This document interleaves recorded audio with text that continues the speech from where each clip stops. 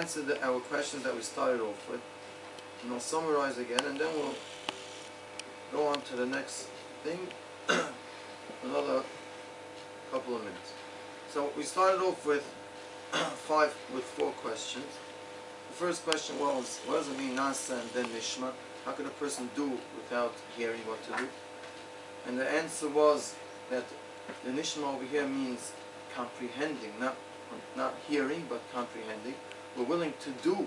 Klal Yisrael has an inheritance from the Daya Midbar that we're willing to do, even though we don't comprehend and we don't see the logic within. The second question was, what was Moshe Rabbeinu's question? What was hard for him to understand? The mitzvah of Machs HaShekel, that the Eibush Tishon HaMatbeah Shal Eish.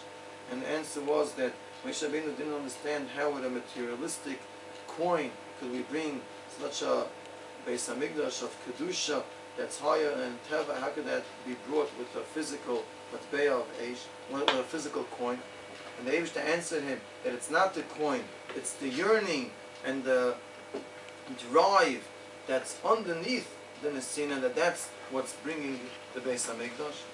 The connection between the giving of the Shkolim and the Kriyas Yamsuf was that with that total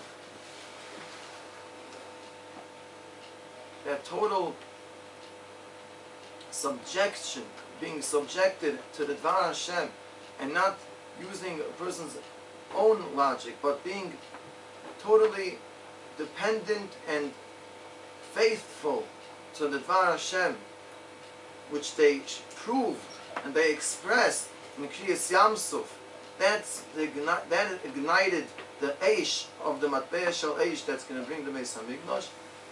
And the Koyach of Avraham Avinu's Shkolim was also the Matbeah Shal Eish. It was the Kesef Molei, the Milei of the Kesef, the Eish that he needed to stay faithful to HaKadosh Baruch Hu when everything was going wrong for him at that point.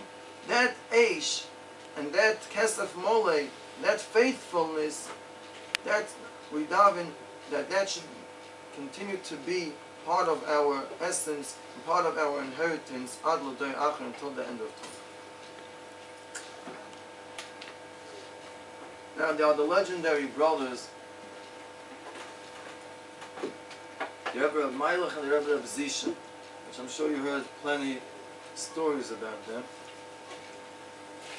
The Rebbe of Meilach from the Gens, and the Rebbe of Zisha from Anatolia, who were brothers and mystics and tzaddikim, and there are many tales that you'll hear and you have heard about these two brothers. Now, once they were traveling to their Rebbe and mentor, the Maggid of Moshe, and they were discussing on the way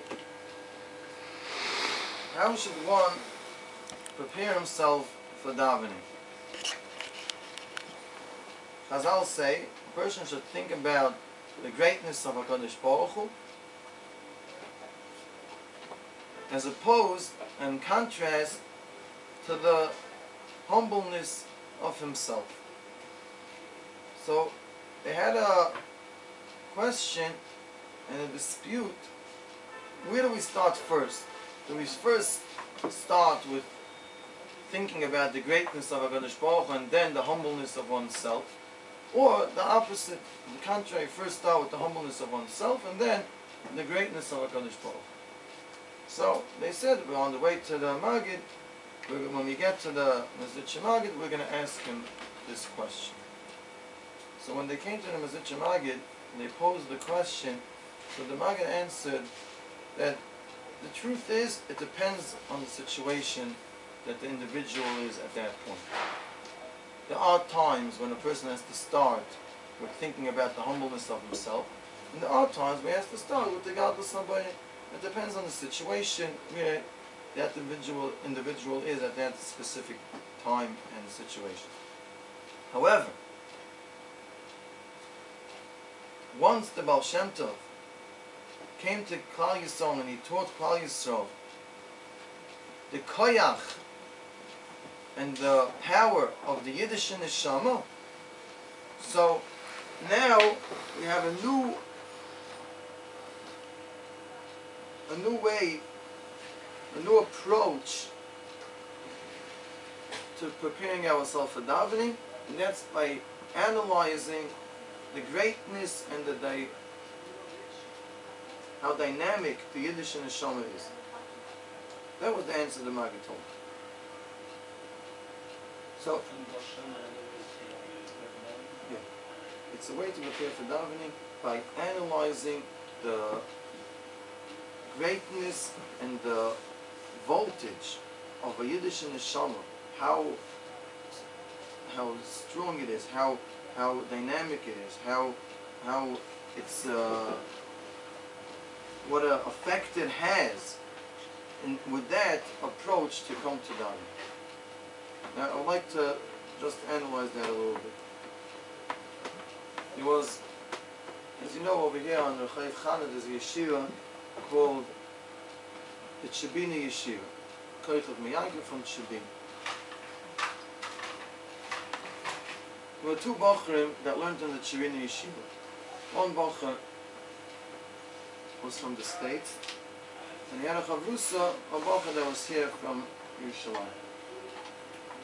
And when they learned in the yeshiva was the time where there was the Rebbe from Ger was the Beis Yisrael, and they used to visit frequently the Beis Yisrael for advice and guidance in their serving of Hashem. One day, the boy from America gets a letter from his parents stating that it's time for him to get married. He should start packing his bags and make plans to come home. So he went to the Beis Yisrael and he told them the news. He gave him a bracha and he left.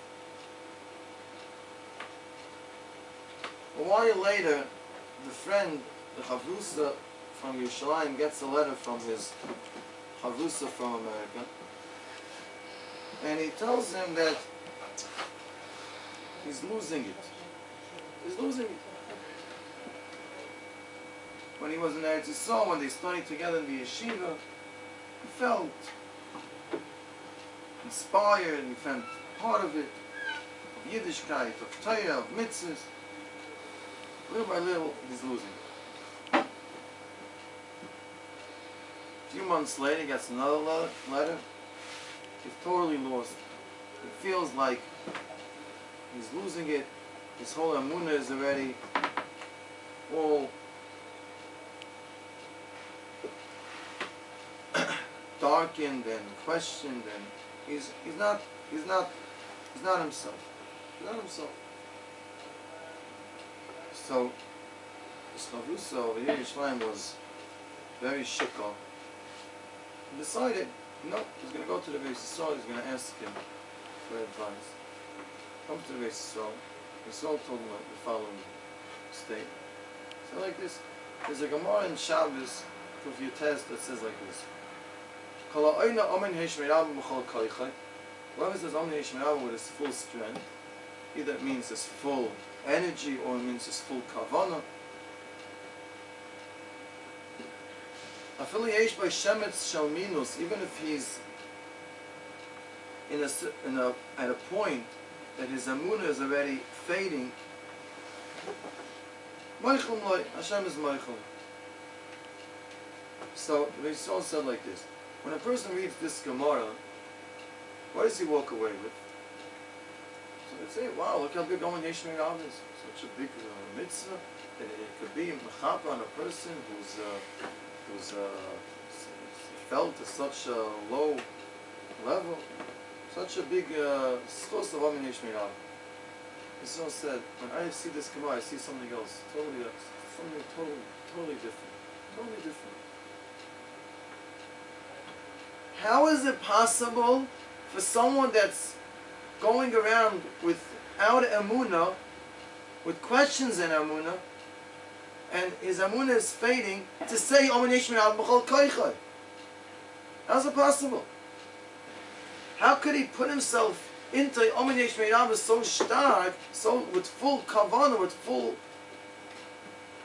koyach, if he